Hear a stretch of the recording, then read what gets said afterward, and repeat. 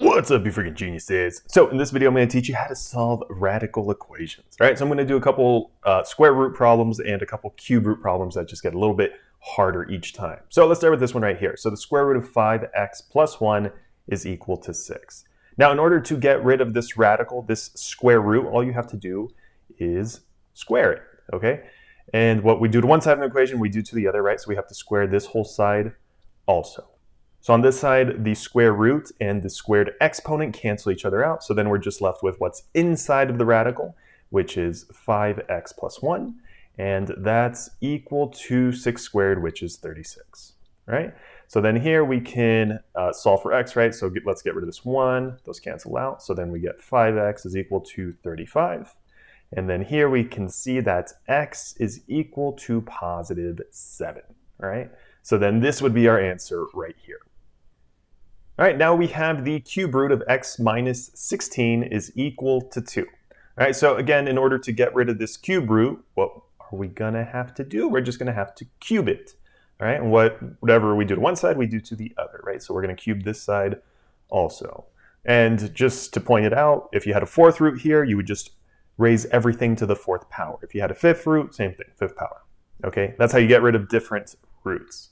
Now here, this cube root and this cubed exponent are going to cancel each other out, so then we're just left with x minus 16, and that's equal to 2 cubed, which is equal to positive 8.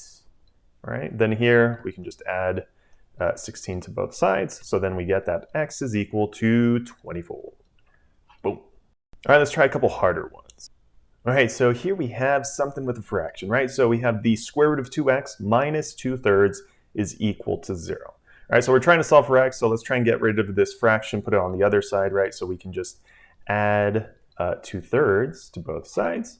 So then here we get that the square root of 2x is equal to positive 2/3, right? And again, to get rid of the square root, we'll just square this whole thing, and we'll square this whole thing, all right? So then on this side, these cancel out, and then here we're just left with 2x, and then that's equal to, whenever you have a fraction raised to an exponent, you apply the exponent to the number on the top and on the bottom. So on top, we would have 2 squared, which is equal to 4, and on the bottom, we would have 3 squared, which is equal to 9, okay? Now we're just left with 2x is equal to 4/9. Here we could divide both sides by 2, but an easier way to get rid of this 2 in this case, since we have another fraction that we're dealing with over here, is just multiply by 1/2. Okay, so whatever we do to one side, we do to the other, right? So we have to multiply by 1/2 on this side also. All right, so then on this side, the 1/2 and the 2, they just cancel each other out. And then here we're just left with, I'll just write it over here, x is equal to, and we're multiplying these two fractions together, right? So we just multiply straight across. So on top we have 4, and on the bottom we have 18. And we can reduce this bad boy down to 2/9, right? So that would be our answer right here. All right, last one here. So we have 1/5 times the cube root of 3x plus 10 is equal to 8. All right, so we're trying to isolate x, right? So the first thing we can do is get rid of this 10, right? So then here we're going to have 1/5 times the cube root of 3x is equal to -2, all right?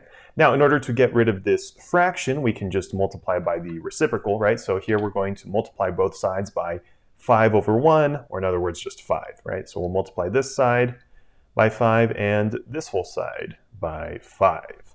All right, so then on this side, the 5 and the 1/5 cancel out. So then here we're just left with the cube root of 3x is equal to -2 times 5, which is -10. All right. Now, to get rid of this cube root, we need to just raise that to the 3rd power, right? We just need to cube it.